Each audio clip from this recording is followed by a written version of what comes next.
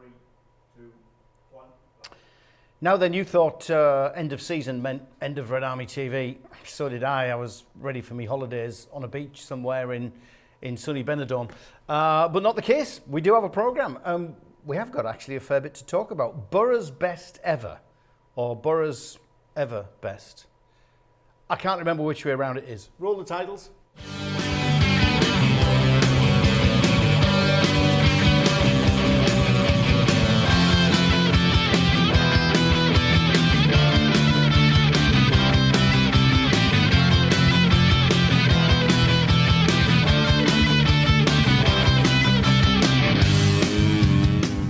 And in true Teesside style, we say now then, and a big now then to Adam Bragg. Now then. Now then, mate. It's weird, isn't it? We're into June.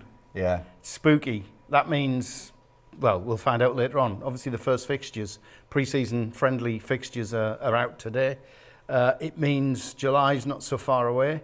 When did last season end? Do you know, it's the reports on TV, Sky Sports, there are other TV programmes available, of course.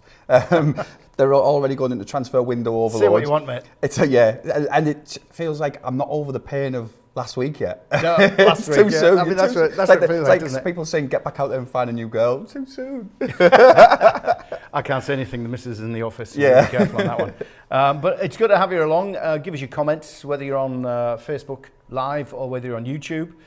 Fire them through. Rob, for some reason, the guy in the background, has done some technical wizardry. So if your messages come in, he's going to fire them on a big screen in front of us. So hey, talk about engagement and interaction. I was going to say, where do we start? There's no previous game to talk about, but you know, there's been rumour, counter rumour, all this sort of stuff, and we're going to delve into the news in a bit as well. But I suppose what we are picking up is players were released last week. Week before, God, it's going too fast. You know, the likes of Zach Steffen, we're told he's could be out for 4 months. He's going for knee surgery, or he's been for knee surgery in Spain, in Barcelona. So he's a bit crocked. So probably not going to the Bundesliga. Does that open the door for a return back to the Boro on loan? Well, we've got a history of bringing back players on loan who needed somewhere to be looked after and brought back to fitness. The great Janino is a prime example. So it could actually be fantastic for us. I was thinking, I mean, bad news for him. Bad news for him, he wanted a deal into the Bundesliga, but not to be, certainly for the first half. And if he's going to go for 10 million quid, I'm not sure many Bundesliga clubs could afford to take a 10 million quid gamble on an unfit goalkeeper, when we could be the perfect place to say, come back and we'll help you back to We could be the full health. The perfect rehab centre. We certainly could. Priory Teesside. I'd have him back as well, wouldn't you? I would, yeah. I was a big anti-Zach Steffen fan. In the early part of his time at the Riverside, you know, the risks he took, the fatties he dropped with the ball at his feet, and the amount of goals he set up for the opposition. I was a real anti-Zach Steffen Boro supporter, but he won me over because he started. I'm sure Carrick had a big part of playing it and told him, you know, I love the idea of you playing with your feet, but stop taking the risks. Because he did. He started eliminating those risks, and then he was a useful defender for us at times when we were trying to create an opening to start moving forward, and the ball kept switching left, right, left. You know, they'd find him with his feet, and he was actually pretty decent with his distribution. He was very good with his distribution, and I think, having seen the evolution of how Carrick wants to play with the team, of drawing teams onto us to get around the press, and then find suddenly that Zach Steffen creates an extra man and the centre forward doesn't know who to go with, it actually spurred a lot of our attacks. And I think there was a couple of Boro posts, wasn't there? Zach from the back to create the chance and score goals. He actually got an assist in 2 games, if I recall correctly. So I think so, I'd certainly have him back. And obviously others that have gone, the likes of Archer, etc. Are there any of those that you would hold out hope that we might see back at the Riverside in a Boro shirt? I'd definitely like to see Archer and Ramsey back, I think, without a shadow of a doubt. I'm not sure about Giles, you know. People keep saying he was our best assist creator and he was involved in more chances, but I felt that we were targeted down that left-hand side at times by teams. Left and right? Yeah, both full-backs. I like Hayden Coulson. I like him a lot. I think it'd be good to have him back and see what Carrick can make of him. And I also think that if I was Carrick, and the preparation that he talked about when he first came in about the players he's going to have to look at, because he said we're going to have a rebuild regardless of if we go up, stay, get down or whatever. Yeah. And that's still true today. And so he must have players in mind, having researched and looked into it. So I definitely trust that he will do the right thing. And if he chooses that Giles is the right man or a replacement for Giles, it'll be the right decision. Coulson, though, had a decent spell at Aberdeen. He did. He had a decent spell here for a Yeah, while. yeah. He did. I mean, I loved it when Spence... Southgate. Yeah. Woodgate. Spence and Coulson, left and right, and the pair of them. It was just like that exuberance of youth, wasn't it, at the time? Yeah. Both of them get the ball and just bomb forward, and it was a really exciting time for us. Then the pair of them went off the boil a little bit. Maybe it was that young player being baptised in the first team. It's great, honeymoon period, and then it gets too much for them. I don't know. I mean, I think Warnock came on record to say famously about Spence that he could go one or two ways. And I think he made a similar comment about Coulson, that he sometimes forgets his other responsibilities. And the exuberance of youth is a great way of putting it. But you're right. I'm going to say that because I'm old. You're going to say you can. Yeah. But yeah, I think at Aberdeen he has definitely had the opportunity to learn the other side of the game, the dirtier side of the game, and he'll come back a better player for it. Well, it'll be good to see. Good to see what it is. Stu Gawley's on from Canada Hire. Evening, gents. Is it morning with you, Stu? I can't remember, mate. And I'm assuming you're still there. So it's good to have you with us. Don't forget your comments, Facebook Live, on YouTube. Get them into us here at Red Army.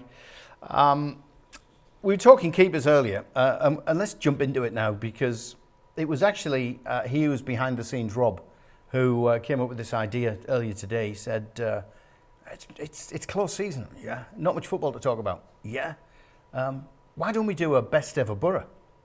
And I think it was a great idea, and the idea is, you know, we'll try and slim down the options, and we'll fire a couple of names out, and we'll go position by position and see if we can fill the 11 best ever Boro players. The hardest thing to do, Dave, is to nail down what do we mean by best. So I struggled with my favourite, the players that I thought were best who then came to Boro, who perhaps necessarily weren't their best at Boro, and then also the ones that were the best while they were at the Boro. I found that really tough to narrow down. So the three that you've named kind of clarified it for you, I think. Yeah, well, let me clarify. It's, if you like, we're talking goalkeepers today, so it's the best goalkeeper in the Boro shirt, as in performance-wise, what you think that individual performed at the highest level in terms of all goalkeepers we've had for the Boro. So it's not your favourite. And I was torn, because I'm so old, I remember seeing Jim Platt play. And Jim was my favourite Boro player. So I'm there going... He was your favourite Boro player, full stop? Yeah, he was. Yeah. He was, yeah, Big Jim was, because I was a goalkeeper. Oh, okay. Yeah, small lad, but I never got chipped too many times, you know. I was pretty agile. I was a Chris Turner. And I was sitting there going, oh, Jim Platt, Mark Schwarzer, oh, Stephen Pears. So, so let's fire this up and give you an idea what we're trying to do. So we're going to be, over the next couple of weeks, we're going to be naming 11 slots, or we're going to be focusing on 11 slots. No names on the shirts at the moment, because this is the first one. We're going to do goalkeepers today, but the idea is, you give us your. Well, we're going to have to try and help coordinate this, because suddenly somebody would say Dimi Konstantopoulos, somebody else would say Shea Given, somebody would say Victor Valdez, as well as the three we've selected. So we just need to shrink the field down a bit. And I'm sorry if your favourite's not on there, but this one we've gone for. We did a bit of an unofficial straw poll and say, right, best ever keeper, best ever keeper, best ever keeper. So we came up with the three that we're going to stick on the screen now. So who is, in your eyes, the best ever Boro keeper? Stephen Pears, 85 to 95, 10 years at the Boro, great goalkeeper. I remember watching him week in, week out. Mark Schwarzer, the most recent of the three, 97 to 2008, great Boro servant. Was obviously here during the Robbo era, still here through the Steve McLaren era. And then, of course, Big Jim, 71 to 83, huge stalwart, still lives in the town. He's a councillor now for Middlesbrough Council, is Big Jim. And it's great to see. So he's embraced the town, the area. But I remember under Big Jack, and that's what I'm saying, I was old enough to remember that, sadly. Great keeper and my favourite player. So that's the question tonight, is who is the best Boro keeper? Now, you've got a list as long as your arm. Yeah, because I wanted to do a little bit of who was my favourite, I also wanted to look at who were the best keepers that potentially came to Boro, but might not have been at their best, but came to Boro. But I did have a tough time between the top three because believe it or not, I'm not old enough to have seen Jim Platt play. Thanks, mate. I'm going to offend you now, Dave. My granddad tells me all about Jim Platt. Yeah? No! Or he did, God bless him. And he did rave about Jim Platt. He really had a lot of positive things to say about him. It is ironic, though. I think that the three best goalkeepers have come in lifetimes that we're all still here. Yeah. There's no big hero. I mean, the only one of note from before any of us was Tim Williamson, who's the all-time appearance record club. Yep. Obviously, there's no footage of him. No one can compare him. So I think the top three you've picked are probably the best. The first thing I looked at was what was their best achievement as a Boro player. So for me, Jim Platt obviously played in Jack Charlton's team, which finished 5th in the top flight. The second season after we got promoted. The first and they were top at Christmas. They were top at Christmas. Top of the old First Division, which is now the top Premier League. with 4 games to go. Second with 4 games to go and blew a game in hand, if my memory from what my granddad says serves me well. So we were a very good team with a very good goalkeeper. International as well. Yep. Behind Pat Jennings, so his international caps. And them two battled a long time together. They did, and Pat Jennings was a magnificent keeper, as I'm sure Jim will hold his hands up and and quite rightly give Jennings the praise that he needed, because he was a fantastic keeper. So that's Big Jim. Stephen Pears obviously was that period between. It's funny, we've got different eras, haven't we, with the three of them. And you've got Schwarzer, who's the most recent. And I think it's unfair on the likes of Pearsy and Jim, because there'll be an awful lot of younger Boro fans who watch this and get involved with Red Army, who probably might remember Stephen Pears but won't remember Jim Platt. So how on earth are they ever going to vote for him? I think also there's a generation below me who don't remember Steve Pears. Wow. You know, the most of them will remember. I know. Well, I said granddad. I know. The thing about Steve Pears, you were touching on it just there, was that he was an integral part of the bounce back, the '86 revival, back-to-back promotions. He was in the team that got to the first ever Premier League. He played in the Premier League. Should have had more England caps. Was unlucky. Broke his jaw or chin or something when he got called up. And again, he's one of those, like you said earlier. I don't know. I forget what you were talking about yourself, wasn't it? Short, but could. I didn't use the term short, mate. Sorry, mate. That's me. But yeah, he was a classic. What I would almost call throwback. He was agile. Yeah. He could get up quickly and stop things. So he wasn't necessarily an incredible shot stopper like you might see today, like Donnarumma at 6'6". He was just like a cat. Yeah. The classic goalkeeper cat. Yeah. 424 games I've got written down here. So all three of them have over 400 appearances, which is an awful lot of appearances for one club. It is. And just to give you an idea of what's happening, we're putting it up on Twitter, we're putting it up on Facebook. You can send your emails in, all that sort of stuff, and we'll tally all the votes. And what you decide over the next few days will determine who is the number one. But we can see the early action via Twitter. We put a poll up a couple of hours ago, and as you can see, whether this is recent memory, that's serving the votes. We need some of us old folks to vote, Dave. Yeah, come on, old fogies, let's get voting. But Skippy, Mark Schwartz's absolutely dominating at the moment. But it could change. So we'll add, what the poll votes are on Twitter, what the Facebook comments are, and the emails and other stuff, the DMs we're getting. And we'll come up with the answer in the next few days. And we'll just progress. Who's the best fullback? Who's the best left back? Right back, left back? Who's the best central defenders? And we'll just work through the team and see what the overall best 11 is for the Boro. So that's cracking. So thank you for that. A couple of comments that have been coming in. Paul Burke, he's going back to the chat we were on earlier. Who would you keep? He says, I'd be looking at loaning Ramsey and Archer again, buying Moat and giving Hemming a shot at the number one. Hemming. Interesting. So I know Carrick has said Sol Bryn is going to be given a chance to fight for the number one spot. Yeah. That's assuming he's not going to be number one. Well, it's going to be an interesting one because we are talking about, the Bryn coming in, which is obviously going to feature in our quick news section. So he is coming back. He's been given a 2-year extension or a new 2-year contract. But who is? I mean, are we going to go out and sign a keeper? So who is going to be that number one? I don't know. It's going to be an interesting one because we don't have a recognised number one right now in the club. I also don't think, and there's not been any word on this, what If Carrick Zach actually Steffen thinks does of come him. back, he's not going to be fit enough to play at the start of the At the season. start of the season, Yeah. he's not. And I genuinely don't know whether he would have been Michael Carrick's choice. He had to work with what he had, and he did a decent job. So you don't know whether Carrick's already got his eyes on someone else anyway. Might and have. the hint in the term that he's going to fight for the number 1 spot suggests there is going to be another keeper. Yeah. What's happening to Roberts and who was the other goalkeeper we had? Roberts and last season? Daniels. Not sure. I think Roberts is around, isn't he? He's still around. So he'll be hoping to fight for the number 1 shirt, I would guess. Yeah, Paul Burke broke his cheekbone, Stephen Pearce. He did, because he had the mask on, didn't he? Right. I remember with the mask. So let's have a look at the latest news that's surrounding the Boro at the moment. So we might as well start with the news on Sol Bryn.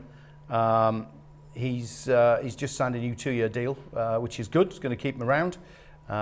Good to see that. There's going to be a bit of competition, hopefully, if we do get a Steffen back. But like you say, Carrick might be signing a recognised number 1, so Bryn's around. Also, Hayden Hackney's going nowhere, which is a good line to see. The club coming out going, he's not for sale. He's not for sale. Do you know what, though? It does worry me slightly. When we talked a few weeks back, me, you, and who were we in with? I forget. Was Paul. it Guesty or... Bullock. It was Bullock. Oh, all right, yeah, okay, Phil. Yeah. We said that if we were offered 20 million quid for Tuba, we'd have it. I'm disappointed to see the club have slapped a price tag of 15. That's, to me, is price to sell. Yeah. And I'm disappointed I haven't heard the words from Michael Carrick, like he has said about Hayden Hackney, that he's not for sale. I wonder whether Carrick feels 15 million quid is better spent somewhere else. It's an interesting one. Worries me a bit, Dave. Does it? even he's not for sale worries me. It's because he's not for sale means... Does it mean he's not for sale, or does it mean come in with a decent offer, don't even bother, trying to get him on the cheap? You've worked in the industry long enough, you hear a price tag placed on someone, that means someone somewhere has let someone know that is the price he's worth to the club. And that's usually, newspapers speak for if someone bids that. Well, we were talking last week actually about Tuba and the post he made at the end of the season, saying, he can't wait for, what's next or something, or, but it didn't say, what's to come at the Riverside. You said that about Michael Carrick's comment as well, yeah. Absolutely. we rip him to shreds. We're reading in between the lines, aren't we, all Trying the time? to find a clue. Yeah, indeed. A bit more news that's been out and about is today. The first 2 pre-season friendly fixtures have been announced. So Boro's going to be taking on Hartlepool on Friday the 14th of July. That's just 6 weeks away, mate. And then the following day, they're down at the, what's it called now? The Community Stadium. The LNER Community Stadium, yeah. That's the one. That'd be a great day out, that. Normally on a Saturday afternoons. Normally is. We've done York a few times over the years. Yeah. It's always a great day. And it's a Saturday, it's an early kick-off, it's a 1 p.m. kick-off, so plenty of time to be in and around the town. Easy trains, nice easy train home as well. Unless there's strikes, of course. Well, let's hope there is. Yeah, FA Cup final, strikes. Game as big as York against the Boro, strikes. Yeah, they'll target it. So they're the fixtures that, the first 2 of the pre-season fixtures that have been brought out. And a quick line on Wilder, Chris Wilder. And I wanted to get your opinion on this because it looks like he's set to slide down to League One and take the Reading job. Are you surprised to see him? I mean, this was a recognised Premier League manager stroke Championship manager, now League One manager. Is it a true reflection on what he's done the last few years? Some questions you've asked there. Am I surprised? Yes, I am surprised, I think, to see his stock drop so dramatically, because Watford's not a gauge of anyone's ability, is it? But your second question, is it a gauge of where he is? Do you know what? I think it might be. It is, isn't it? Yeah, because for me, I always felt at Sheffield United he was a one-trick pony. He brought them from the second tier all the way through in a certain style of playing that he adapted players to play and built a team to do it. When he got into the Premier League and had to bring in better quality players, he couldn't do it. And he was proven with us that he couldn't do it. He couldn't make better players out of the players he had. And he got found out. Stu Gawley, Jim was the best. What was it then, while he's asking that question, you saw him, what was it that for you made him your best player that put him ahead of the other 2? What type of goalkeeper was he? Jim, he was just a no-nonsense keeper. There were no frills about him. He would come out and catch a ball cleanly. He would dive and catch the ball whilst making a save, not parry it out. I mean, he was a stalwart as a player. There were very few games that he would miss. I'm just trying to think of the name. The keeper who came in at the time and he had a bit of a run against him. Oh, come on, Dave. I mean, Pat Cuff was around, wasn't he? We'll get there. The old grey matter's kicking in. I'm not old Ask now, mate. Paul to Google it Yeah, while he's there. it is. Paul's the fountain of all knowledge. He was just a very capable, reliable goalkeeper who was here for a long time and didn't ever let us down. You know, he was pretty agile. He liked to... Remember, in those days, the keepers used to come out and catch the ball, and you could be challenged. Yeah, absolutely. You know, so That's tough. yeah, he had to learn to release it pretty quickly as well. But you don't play for what must have been what are we talking? Nigh on 8 years for someone like Jack Charlton, if you're not pretty good at your job. Yeah. You know, he was as you use the word no nonsense. Jack Charlton was a classic no nonsense manager. So you had to have some stock about you to play at that level. Read the game well. Jim always would read the game well. His timing, his angles, all that you need for a good goalkeeper was all there. And yeah, it was great. I mean, maybe it's because I was a goalkeeper. That's why I liked Big Jim. So a couple of comments that have come in off social media. This is regarding the goalkeeper and the Boro's best ever. Platt was the best cigarette smoker by far at half time. Chiefy, thank you for that one, mate. I don't know where you got that from. Yorkshire girl went for Mark Schwarzer, but loved Jim Platt. A lot on here probably won't remember Jim. He was a really good goalkeeper and a very nice guy. I'd second that. Percy was also a very good goalkeeper, a very difficult decision. Joseph Scott is in the Adam Bragg camp. Never saw Jim Platt play. And as good as Pers was, Schwarzer, his big-time moments are etched into my brain. He's also 9th in all-time Boro appearances, although be it behind Jim Platt in 5th place. So there you go. James McMahon, the greatest Aussie hero since Ned Kelly. Now there's a great Ali There's Brownlee a great line. Yeah, cracking stuff. Lassie Anderson, the big Aussie. Joel Thorpe, the greatest hero since Ned Kelly. Been used a couple of times now. Dave Conway, most of the younger fans on here will vote Schwarzer. Many have not seen how good the other two were. Simon Carter, I watched all three play, but think Schwarzer is by far the best. Got more to come. But what are your thoughts? Get on the poll on Twitter, on the Red. I think we are still at Boro Red Army on Twitter or on Facebook, and leave us your comments. Is it too early for us to start looking at the season ahead? I mean, is it no signings really coming in yet? We're all speculating about number one keepers, and it's been a long time since I've been this excited about a season. Why? I joked earlier that the pain of what happened hurt.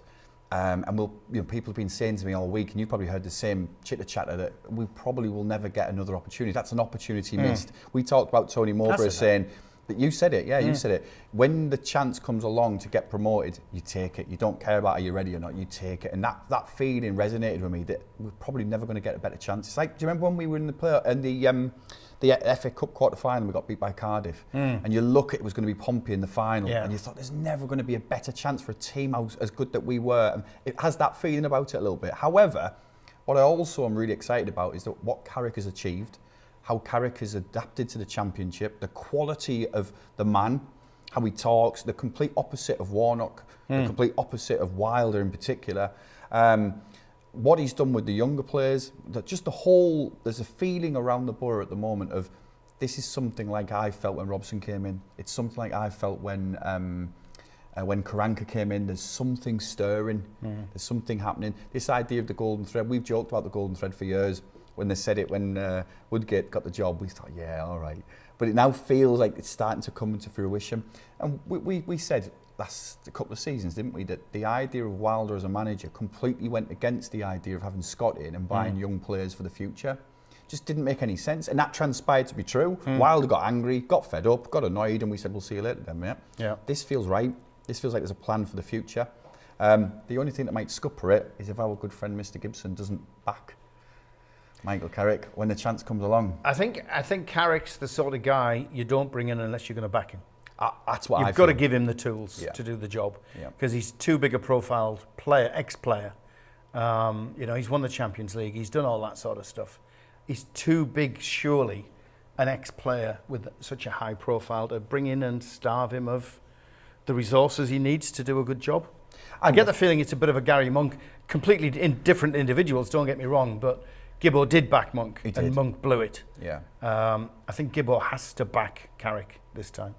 He does, and you made the point there about what he's won. You can't fail to be impressed with him. Everything, the way he prepares his teams, the way he makes the teams play, the way he looks at every detail, you would be impressed with that. And I think Gibson has found money when the right person has come along, and that's been unfair on people like Warnock and Woodgate and Tony Pulis and Tony Mowbray, most famously, that he had some managers who he told, you're just going to have some cloth to cut here. But when the right manager has come along and the opportunities come, and he did back Karanka in this similar situation, just missed out on the playoffs and gave him the tools he needed to get him promoted the following season.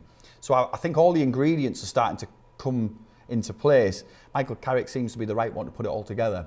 So, But when you look at, no Giles, no Archer, no Moat, maybe Moat's one that we could bring back in, etc. There's a big part of that team that we were watching week in, week out that's now gone. So it's a bigger job for Carrick now to not just fill holes, but to take us forward. I hear that point, but I think I felt like that when I watched them all on the pitch in tears. There was a lot of players genuinely in tears, and the touching moment with Stefan, with that little kid who cried. And it did feel like it was an end of an era. But I think if we look back to when Carrick first came in, and the point I made earlier about he will have looked at that squad and thought, there's a rebuild job here. I've got 7-8 players on loan, regardless of what happens. I wouldn't be surprised at all if he's been planning for this already, and he has the players in place already. I think he might have been impressed with the quality of Giles and Moore potentially, and Archer in particular, and Ramsey when he brought them in. That might have changed his thinking, but he must have a plan in place for before they came along anyway and impressed him. We'd be daft to sell Tuba. So who's saying that? I think is it Paul Stuart? Or Stu? It's Stu. Stuart, I agree. Yeah. Do you know? I agree. We'd be daft to sell him. But that naming 15 million quid is a sticking a buy one get one free type tag on him, isn't it? 15's not enough. It's not enough, is it? It's priced to sell. I mean, Gyökeres at Coventry. Now they haven't gone up. I'm sure there'll be a few people sniffing. Yeah. You won't get Gyökeres for 15 mil. No. So why should you get Tuba? Well, for 15? how much did we offer them last season? They stood their ground. I think we were looking to offer something like 12 million, and we balked at that. So a championship club was ready to pay that kind of money. If someone at the bottom reaches the Premier League, will take a punt on him, especially if they get towards the end of the transfer window and they haven't got someone. 15 million for Tuba or 15 million for Gyökeres is great business. Just a couple of more comments on the goalkeeper situation.